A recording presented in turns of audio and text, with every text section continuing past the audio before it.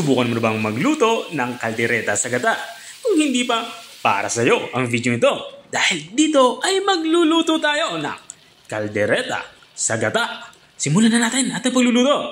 Unang gagawin natin dito ay magpapainit tayo ng kawali. At kapag uminit na, lagyan na natin doon ng mantika. At kapag uminit na ang mantika, magsimula na tayo mag-isa. Unang iniligay ko nga ang bawang. Papalabasin natin yung aroma nito. At isusunod ko na din itong ating sibuyas. Katulad din sa bawang, papalabasin din natin yung aroma nitong ating inilagay na sibuyas. Kapag lumambot na ito at lumabas na nga yung aroma nitong ating dalawang sangkap panggisa, katulad ng nakikita nyo, ilalagay na natin itong ating karning baboy. Pre-cook nga yung aking ginagamit na karning baboy dito o yung pinakuluan ko na. Nagawa ko to para mabilis ako matapos sa pagluluto, lalo kapag nagmamadali ako. At dito nga sa parting to ay kinigisa na nga natin yung ating karning baboy. Ang gagawin natin dito ay igigisa natin to hanggang sa mag-light brown ang kulay nito. Tulad ng nakikita nyo. Kapag ganito na itsura niya, maglalagay na tayo dito ng tomato paste. Ang gagawin natin sa tomato paste ay igigisa din natin to ng bahagya para mabawasan yung asim nito. Medyo maasim kasi ito dahil concentrated. At kung nanonood ka pa rin hanggang dito sa parte ng aking video, ibig sabihin na interesado ka sa aking niluluto. O pwede mo na may comment kung taga saan ka para alam ko kung hanggang saan umabot ang aking video. Balik tayo dito sa ating nilulutong ulam. Dito nga sa part nito ay nilalagyan ko na ito ng mga pampalasa.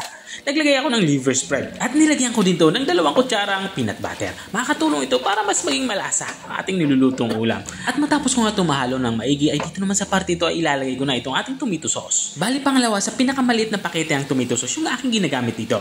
Bali ang ginawa ko ay inubos ko na ito. At matapos natin mailagay yung tomato sauce, lalagyan na din natin dito yung ating gulay na panghalo. Meron tayo ditong carrots at mayroon din tayo ditong patatas. Ginawa ko lang dyan, hiniwa ko lang yan ng sakto lang sa laki. Dahil nga kaldereta sa gata ang ating iniluluto, hindi talaga mawawala yung gata. Kaya naman sa pata ito ay maglalagay na ako ng gata. Bali isang basong gata lang yung aking inilagay. At matapos ko itong malagyan ng gata, naglagay na din ako dito ng black pepper. At magdadagdag na din ako dito ng kaunting sabaw. Ito yung ating pinagpakuluan. Take note, yung ating karne ay malambot na. Kaya hindi na natin ito kailangan lutuin ng matagal. Kaya naman inihalo ko na yung ating gulay. At dito nga sa parte ito ay tatakpan ko na ito. Papakuluin natin ito ng mga 10 to 15 minutes. Maluto lang yung ating gulay. At habang nga tayo nagpapatuloy sa ating pagluluto, gusto ko lang shoutout ang mga masusugid nating mga taga-subaybay.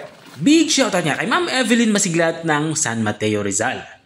Shoutout din kay Ma'am Glo Pascual Castro ng Doha, Qatar. At shoutout din kay Sir Dennis Payomo Dizon. Sabi niya, pa-shoutout naman daw.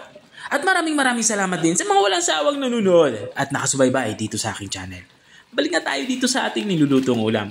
Dito nga sa parte ito ay halos patapos na din nga ako sa aking pagluluto. Bali nilagyan ko lang ito ng dinurog na skyflakes para maging malapot yung ating sauce. At dito nga sa parte ito ay simmer lang natin ito ng mga 2 minuto para makuha natin yung lapot ng sauce na gusto natin. At makalipas nga ng 2 minuto ay dito nga sa parte ito ay lutong-luto na nga yung ating ulam pananghalian. Bago natin ito i-serve, lagyan lang natin ito ng pulang sili or siling labuyo. Ito naman ay optional. Kung ayaw nyo ng sobrang anghang ay huwag nyo nang lagyan. At ito na nga yung ating kaldereta sa gata. Kung nakarating ka hanggang dito sa dulo ng aking video, maraming salamat sa panunood. At kung nagustuhan mo naman yung bago nating recipe ibinahagi, baka pwede mo naman to i-share.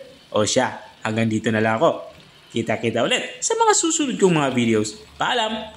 Bye-bye!